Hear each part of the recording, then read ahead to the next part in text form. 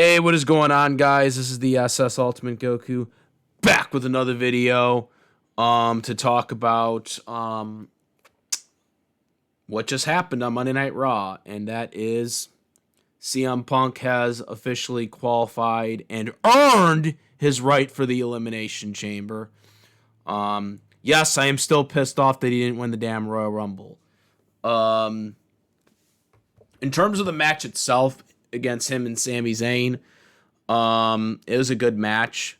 I liked it. I am kind of a little worried about Sammy though, because it seems like he hurt his elbow. Like, I think he actually legitimately injured his elbow because, like, he did a springboard DDT on Punk, and after he did that, he was like holding his elbow like for the rest of the match.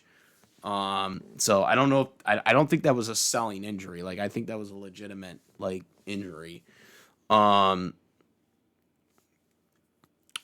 but you know, really, in terms of the point of this, I will say I am really kind of wondering what they're doing here, with Sami Zayn, because Sami Zayn kind of just looked really weak in this match.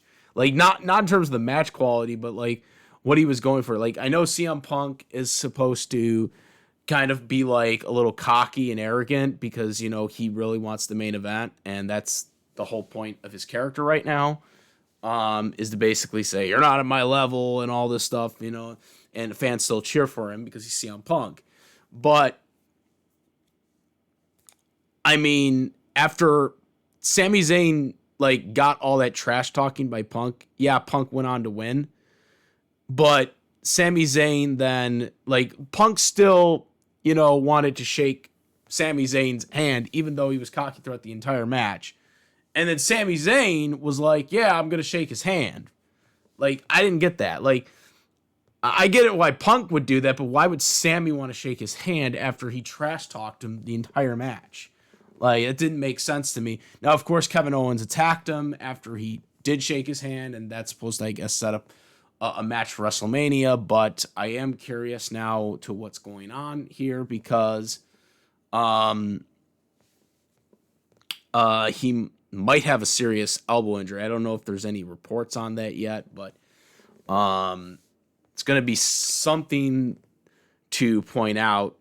Seems to be there's a lot of injury bugs going on. At least we don't know about Sammy, and we don't know about some of these other wrestlers because we don't know which one's a kayfabe injury or work injury or if they're a legitimate injury unless they come out and say it. Supposedly Roman Reigns is out for the foreseeable future. I don't know how true this is or not. They have not said if this is a real injury or not, which leads me to believe that this is probably a kayfabe injury, but I don't know for sure. I mean, Punk, Seth, and Roman all were attacking each other after they were all eliminated from the Rumble. Maybe Roman actually was injured going into the Rumble, and this was kind of just to write him off because Seth did do a curb stomp to him on the steps. But I have no idea. But then also they said that Cody, was injured, and that's why he didn't do the press conference, which I do believe is a, kayfabe injury, by the way, just so he didn't have to talk in the media. But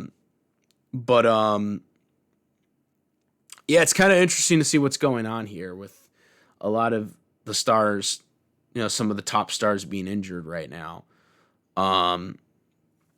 CM Punk went through it obviously last year. But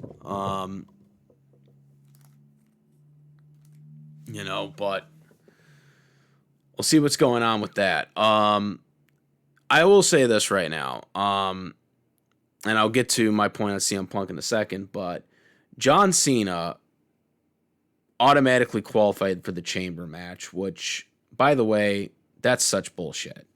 I'm just going to say that right now. I don't care. That's bullshit. Okay? Why the hell does John Cena get to qualify for the Chamber when everyone else has to earn it? Literally, John Cena on the damn press conference was trying to say that he has to earn it and whatnot, and he wants to earn all this. And the same thing with the Rumble. But yet, John Cena has to earn it, but yet he doesn't have to earn the right to actually be in the match. He can just automatically be in the match because he's John Cena. That's fucking stupid. That's Brock Lesnar fucking booking right there, okay? All right, without him being a heel, okay? Like, I know my biases are going to be in here because I don't like John Cena. Like, I've not been a fan of John Cena as, like, the wrestler John Cena.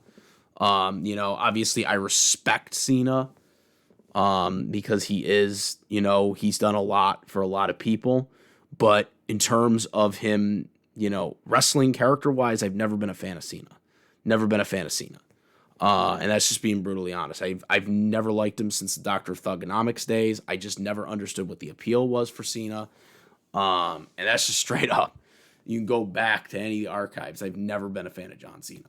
I have been truly loyal to that point.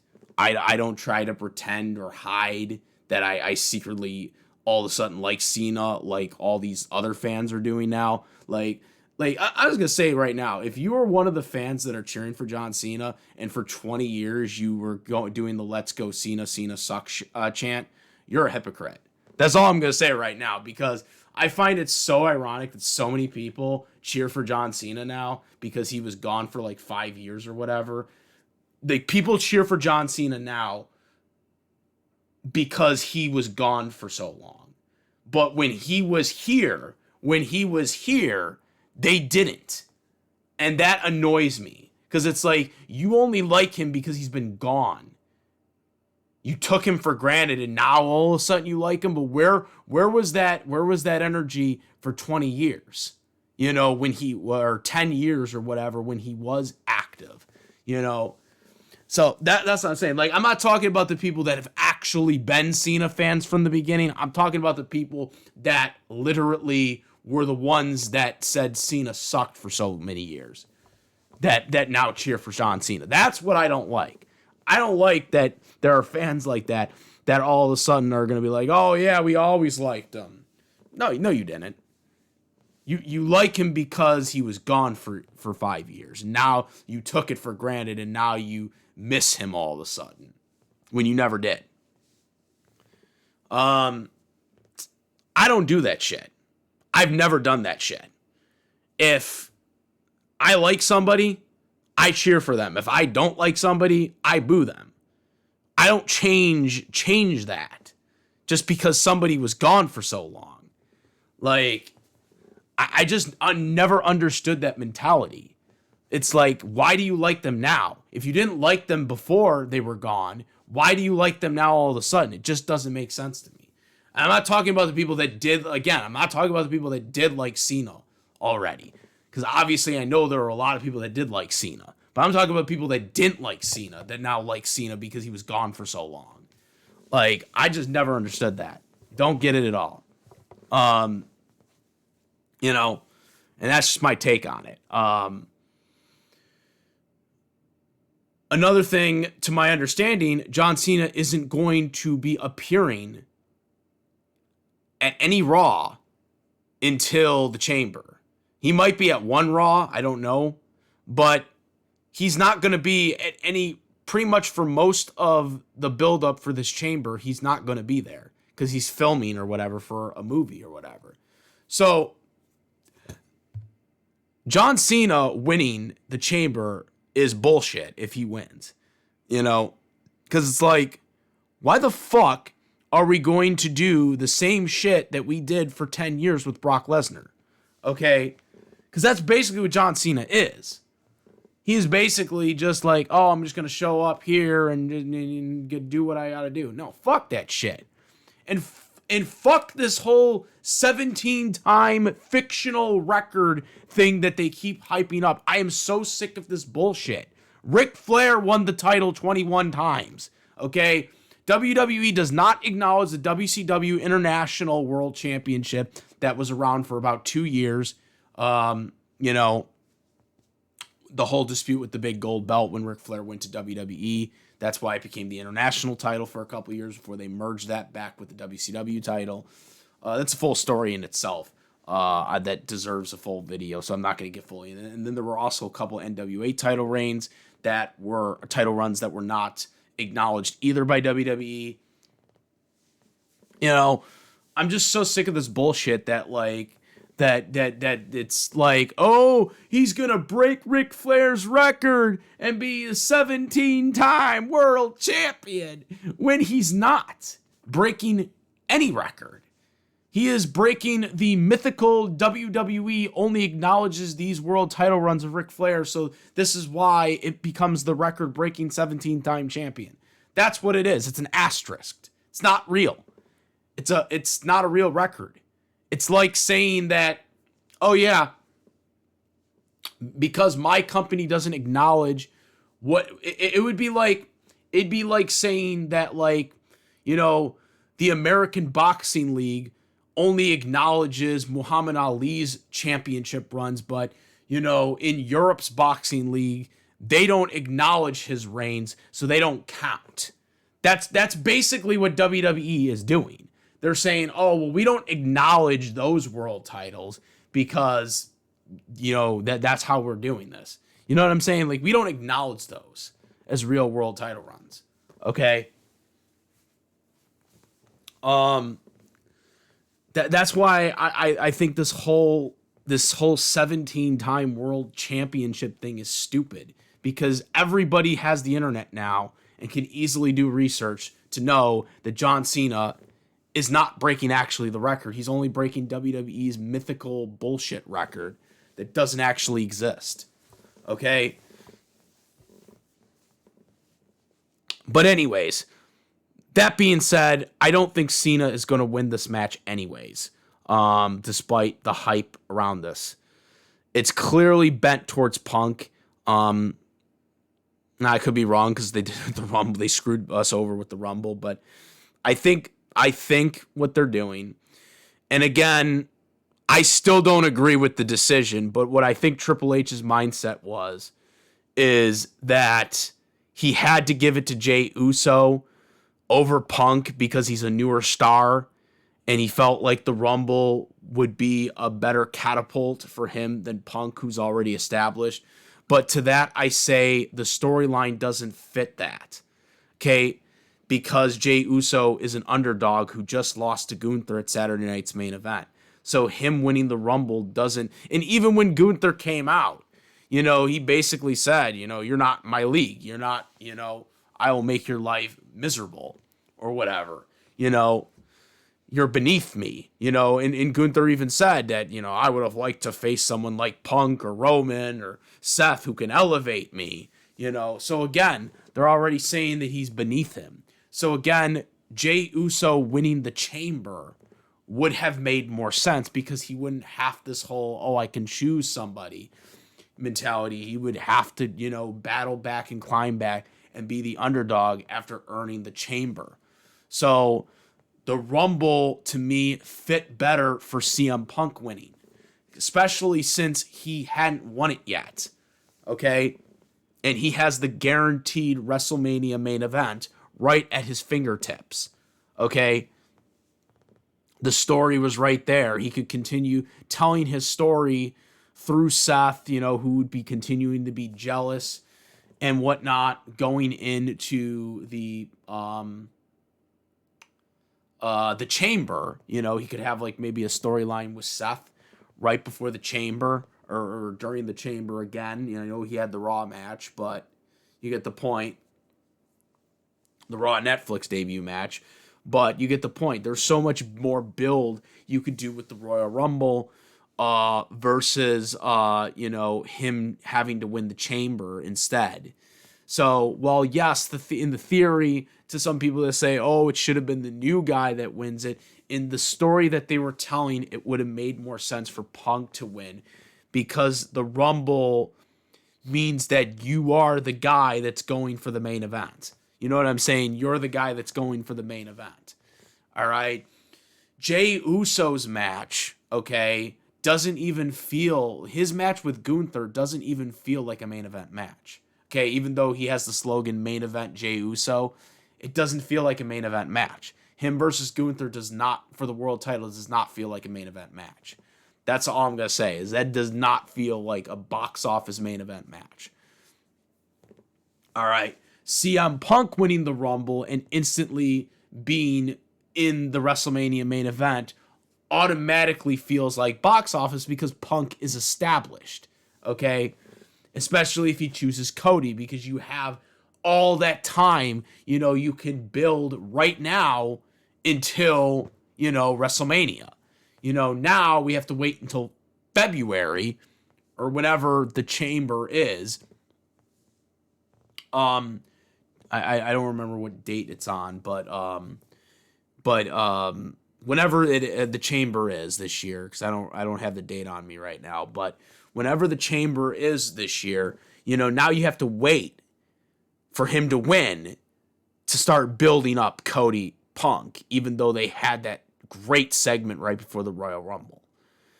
And it kind of kills that too, because Cody actually wanted him to win the Rumble so he can show that he's not the best in the world, right? So you've already killed that by not having him win the Rumble.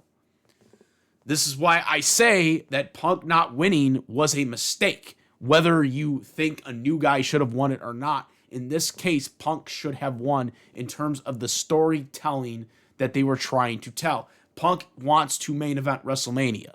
That is the story that they are building towards. That while Punk, despite him having this great career that he had, when he quit 10 years ago, he had been champion for 434 days.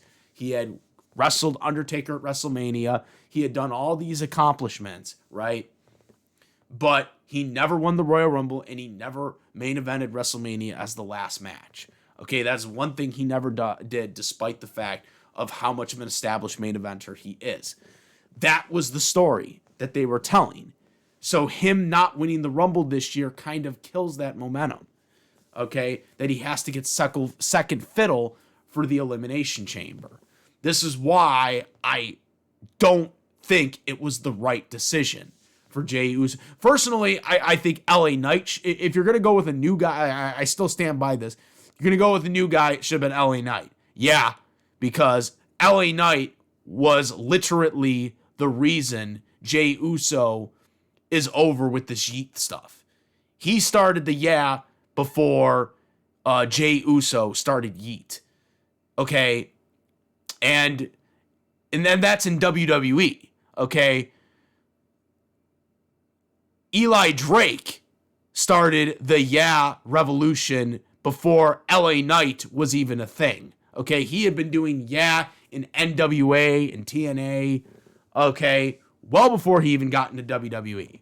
Okay, so all this bullshit, because I had some idiot comment to me that Jey Uso did Yeet before LA Knight did You're a fucking idiot, okay, first and foremost. Yeah, I'm going to say it. I'm not going to say his damn name because he doesn't deserve it, but you're an idiot, okay? Okay, anybody who says that Yeet came before doesn't know anything about wrestling and doesn't know and is just trying to blindly rewrite history. LA Knight was doing before Jey Uso ever did Yeet. Okay, in WWE and before he even got to WWE. Okay, when he was Eli Drake. Okay, that wasn't something that WWE came up with. That was something that he came up with before he even got to the company. Okay, so that's bullshit. All right. Jey Uso never had Yeet until about 2023, okay? Once he turned babyface, not too long after that. LA Knight was doing it way before he started doing Yeet, and he got way over way before Yeet did, before Jey Uso did. So enough of that bullshit, lie, or trying to rewrite history, because that's not how it works. Okay, and another thing that's pissing me off is that Jey Uso is now in the commercials with LA Knight for Slim Jim, which just tells you all you need to know of what they're trying to do. They're trying to saturate people to go more towards Yeet versus okay? And this clearly is evident of that, Okay, LA Knight used to be in the Slim Jim commercials by himself, with the exception of the woman's choice, which is Bianca Belair, occasionally. But most of the commercials were just with LA Knight by himself. And now all of a sudden, you got Jey Uso with him in these commercials. So that's all you need to know, is that they're trying to declude people to just be into Jey Uso over LA Knight. All right, that's what they're trying to do. They're already planting those seeds. Okay. So that's what's pissing me off, because that's going to ruin LA Knight's momentum, you know. But again, I don't see anything of LA Knight going for the world title right now. You know, even though that's what people have been wanting for a while now. But yeah, that just fucking pissed me off when I seen that comment. I seen someone actually comment that shit. Because y'all fucking say that don't know shit about wrestling. Or, well, no, you can't even say that, because LA Knight was doing before Yeet. In WWE. I don't even have to count his TNA and NWA stuff. Okay? He was doing it way before that. Okay? If we're just going to go strictly on WWE canon. Okay? So, that's some bullshit right there. Okay?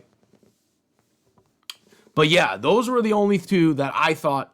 I mean, that's the thing. Like, if LA Knight would have won it, I would have been upset that Punk didn't win it, because obviously I would rather Punk win. But I would have been a little more okay with it, because LA Knight, you know, is over, you know, and has been over for a while, and it should have been him over Jey Uso. Jey Uso's been over, yes, but he's been kind of force-fed for the past few years.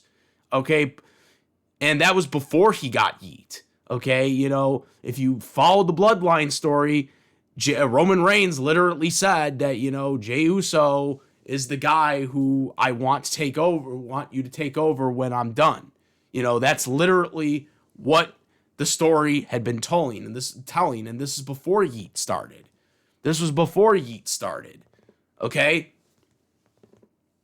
So, again, this is factually incorrect. Okay? You know, once, you know, 2002 came around, or 2022, sorry. 2022 came around, LA Knight, freaking did his, you know, stupid manager thing after Vince McMahon left. You know, he was rebranded back to LA Knight, and he was doing the Jey Uso wasn't doing Yeet in 2022. He didn't start doing that until 2023, a year later, when he turned babyface. Okay? That's when he did it. Okay? LA Knight in WWE had been doing it a full year before Jey Uso. So, that's bullshit. Okay? Because I seen some comments on my Rumble rant. So, I wanted to just briefly address that shit. Okay? But yeah, do I think CM Punk's going to win here? Yes. I do think CM Punk's going to win. But I'm not holding my breath with Triple H, because obviously Triple H is unpredictable. But yes, I do think this is going to be Punk's time. Seth Rollins will be in the match as well. I'm almost certain that Seth will be in the match. In terms of this favor with Paul Heyman, I don't know what it is, especially since Roman is probably not going to be in this match, because he's going to be out for the foreseeable future, supposedly. So, I'm not exactly sure what the favor is supposed to be, or what's it going to turn into. But yeah, that's my thoughts. I'm happy for CM Punk winning the qualifying match, but I'm still disappointed about the Royal Rumble, and I explain why here. Let me know what you guys think. Comment, rate, flick some video of my videos. Please subscribe. Hit the notification bell for the latest content. Thank you. And that's about it. I am the SS Ultimate Goku, and I'm out of here. Peace. Also, YouTube channel, The Ultimate Goku. Twitch, follow the Twitch. Instagram, Discord, link in the description for discussions of any specific topics that I do on these videos. Or any other fictional media thing. So, yeah. Now I'm up. Peace.